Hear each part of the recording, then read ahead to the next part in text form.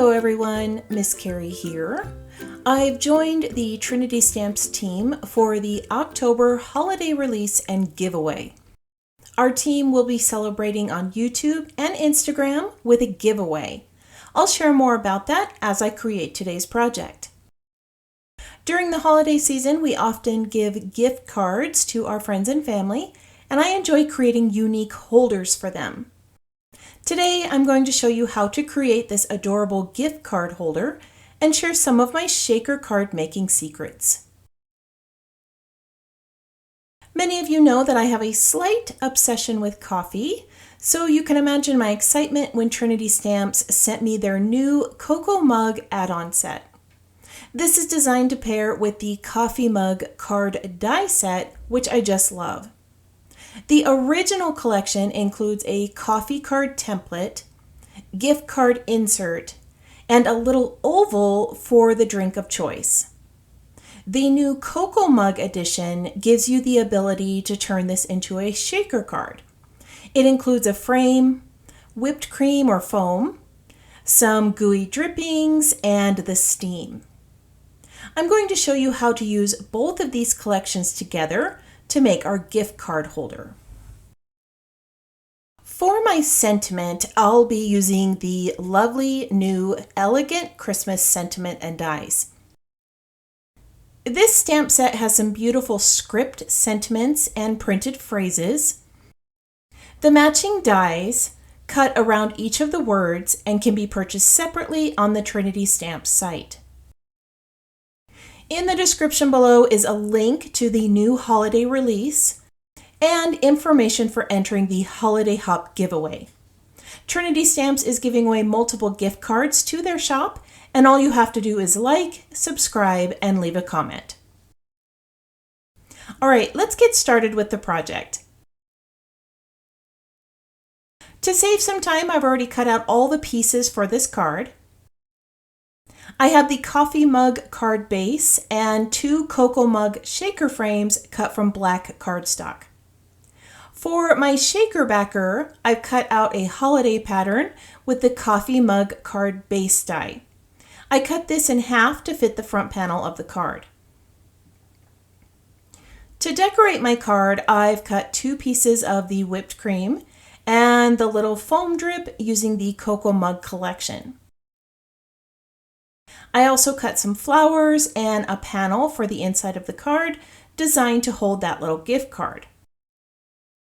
This has 2 little tabs that are already pre-cut for your card to be secured with. As I create the project, I'll bring in a few additional supplies. The complete list of everything I'm using can be found in the description below and in today's blog post. I'm going to start with the shaker frame. I have a piece of clear acetate cut a little larger than my coffee mug, and I'm removing the protective covering from both sides. I'm going to add some adhesive to the back of this first shaker frame and carefully place the acetate over the top. I like to run a brayer over it to make sure that all the glue spreads evenly between the acetate and paper.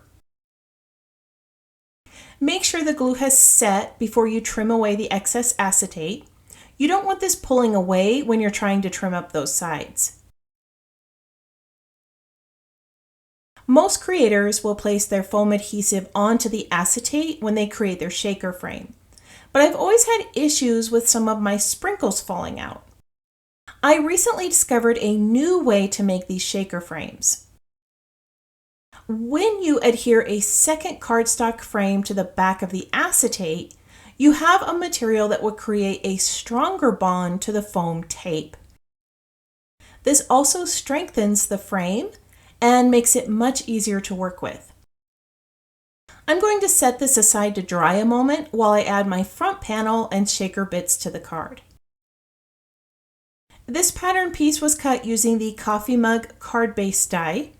I've already cut it in half, but I need to remove the handle, and I need to make this slightly smaller so it doesn't show around the edges of my shaker frame.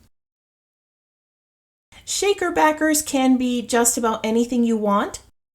You could create a little coffee scene with the new tiny mugs dies, or the Gingerbread Men. You can stamp your sentiment inside the shaker or add some stenciling. Since I'm going to layer items on top the acetate, I chose to keep this simple. I'm going to bring in some shaker elements for this card, but before I do, I want to add a little anti-static powder to the paper. This is going to keep those pieces moving inside the shaker window. Now I'm going to add a random mix of pieces that I have from my own collection. Trinity Stamps has a wonderful assortment of clay bits, confetti, sequins, and beads that would be perfect for holiday shaker cards. I'll add a link to their items in the description below. So I've already shared a few of my shaker card making secrets. Let me share another one with you. If you've ever made a shaker, you know that those little bits are always sitting at the bottom of the window, and the only way that you see them is by shaking the card. If you want some of those cute little pieces to show all of the time, glue them in place.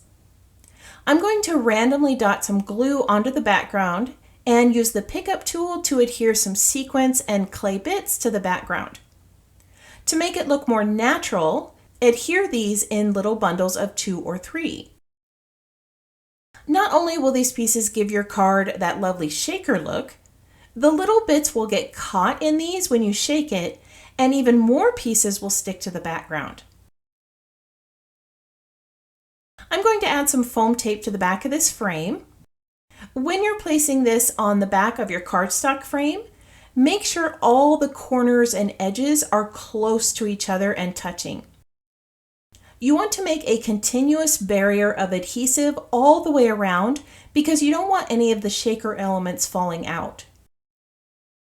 Before removing the adhesive backing, I like to run an anti-static brush around the edges of the foam tape. This negates the sticky residue on the sides and prevents the shaker pieces from sticking to the foam. After removing the backing, I like to add a little bit of liquid adhesive to the foam tape and add some drops of adhesive in the gaps between the pieces. This just creates another added barrier in my shaker window. All right, we're going to pop this down onto the card, and now we have an adorable shaker window. How cute is that? Take a look at what happens when I shake this. Some of those pieces stick in place, so I always have those decorations in my window. When you create shaker cards, you're going to be able to see the foam adhesive on the sides. With most cards, this doesn't matter, but with this card, the white really stands out. Now, you could use some black foam tape, or you can hide it with a black marker. This will color the foam and give my card a more finished look. I'm going to add a little bit of shimmer with a clear glitter brush to the whipped cream, or foam, whichever you prefer. I'm a coffee drinker, and often it's foam when I make myself a fancy coffee with my milk steamer here at home.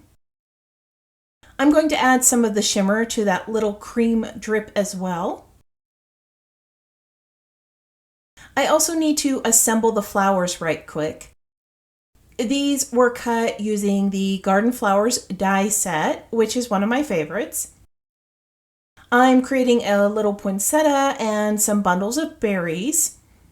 If you don't have a set of flower dies, you could use some stamped images, stickers, or die cuts instead. All right, now that the flowers are assembled, all we have to do is create a sentiment. I'm using one of the new sentiment collections released today, and I just love all the words and phrases on this set. Trinity Stamps does such a great job creating sentiment-only collections. I'm going to stamp the word joy in red and to the world in black. Now all we need to do is glue these pieces to the card. I'm going to adhere the gift card panel to the inside first. Make sure not to add any adhesive on the back side of those tabs, or they won't hold your gift card. At the top of the mug, I'm going to adhere the foam or whipped cream and that adorable little dripping. Now I'm one who likes to finish the inside of my cards, and when I opened this, it looked a bit unfinished. This second little dollop is going to be adhered right here, making the inside look so much nicer. I'm going to create a little bundle of flowers with these 3 pieces. I am placing the large bunch of berries at the top, and then I'll trim down this other bundle and fit it near the base. I had to let that sit a moment and dry before I brought in the sentiments. There is a matching die set for this stamp collection. Each die cuts right around the words and phrases. I placed some foam tape on the back of these, and they're going to sit right over here next to the flowers.